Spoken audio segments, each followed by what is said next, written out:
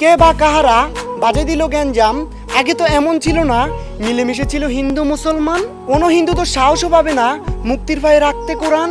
এর পিছনে আছে কোনো এক চক্র যারা চাইছে এক ধর্মের কাছে আরেক ধর্মের হোক অপমান। আজান চলাকালীন কোনো মন্দিরে বাজে না ঢোল বাজনা, তাহলে কেন আপনারা বোঝেন না তারা আপনাদের মানে না? সবাই আমরা মানুষ, রক্তে মাংসে ঘরা, তাহলে কেন হঠাৎ সবার মাঝে লাগলো এত করা?